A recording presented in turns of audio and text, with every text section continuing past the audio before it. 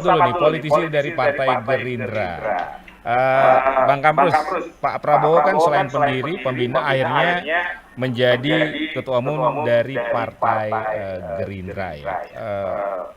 Apa ya? Sejauh mana sih pengaruh dari sosok Prabowo Subianto di Partai Gerindra ini, Bang Kamrus? Sebetulnya Partai Gerindra ini salah satu partai yang lahir setelah 10 tahun reformasi. Jadi kita memutuskan demokrasi kita di 98, kemudian Gerindra lahir 2008. Jadi perjalanan satu dasawarsa reformasi, kemudian Gerindra dilahirkan. Kenapa kemudian Gerindra dilahirkan? Karena kita melihat perlunya ada alternatif, ada opsional kelembagaan politik yang bisa menjadi pilihan bagi masyarakat. Nah, kalau kita lihat perjalanan kepemimpinan Pak Prabowo di awal beliau sebagai Ketua Dewan Pembina, di 2009 Partai Gerindra mendapatkan 4,4% dengan hampir 4,6 juta suara rakyat. Lalu kemudian di 2009 meningkat dari 12,57 atau 17,5 11,81 maksud saya, 14 juta lebih. Jadi kemudian 2009 naik menjadi 12,57 dengan 17,5 popular vote-nya dengan 73 kursi, menunjukkan bahwa leadership kepemimpinan Pak Prabowo itu membawa satu prestasi dan bisa mendapatkan kepercayaan rakyat dari 3 kali pemilu yang diikuti oleh Partai Gerindra. Atas dasar itulah kemudian dari kongres ke kongres selama 3 kali pengurus dan kader memberikan kepercayaan kepada beliau untuk terus memimpin partai karena adanya tren positif kepercayaan rakyat yang diterima oleh Partai Gerindra. Begitu, Mas Madi. Baik. Meskipun sebenarnya ada potensi kader lain untuk naik.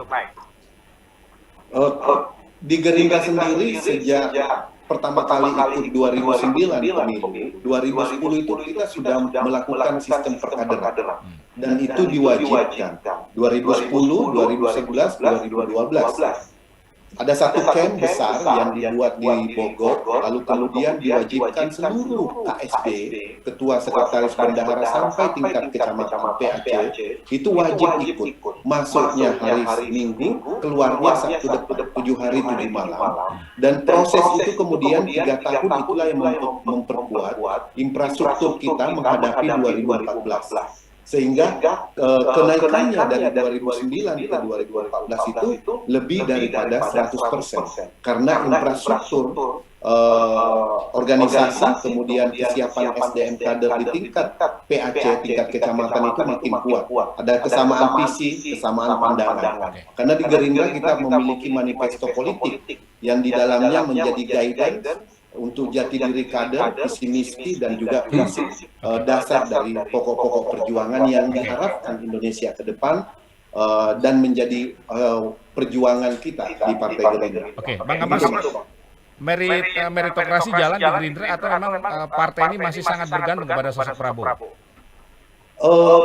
Sudah pasti kita menjadikan Pak Prabowo sebagai pemimpin utama sekaligus tokoh utama dalam menjaga kepercayaan rakyat. Dalam pengelolaan organisasi tentu ada badan-badan, ada badan seleksi pengurus, lalu kemudian juga ada proses evaluasi, lalu kemudian ada proses, ada reward juga kepada ketua DPC, DPD yang memberikan prestasi, mencapai target baik di DPRD kabupaten, provinsi maupun juga di pemilihan kepala daerah. Ini semuanya berjalan dengan baik dan alhamdulillah sampai sekarang dinamikanya relatif terkontrol dan kalau boleh saya katakan nuansanya sebetulnya adalah demokrasi terpimpin kalau di Gerindra.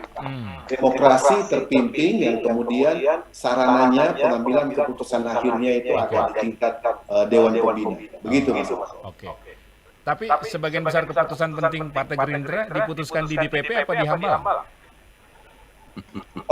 Jadi kalau DPP secara institusi sudah pasti melalui proses resmi, di mana di dalamnya DPP itu memiliki perwakilan pengurus dari daerah.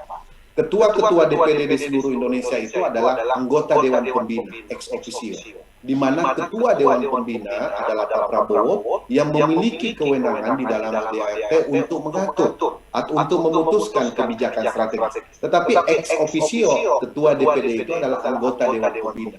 Jadi, secara otomatis kelembagaan partai, aspirasi dari grassroots juga terwadahi melalui forum pengambilan keputusan tertinggi partai. Oke, Begitu, baik. Mas. Menurut Bang Kamrus, Pak Prabowo apakah sudah menyiapkan estafet kepemimpinan di Gerindra ini? Kalau perkaderan yang kita laksanakan sejak 2010 sampai 2012 waktu itu, jelas sekali.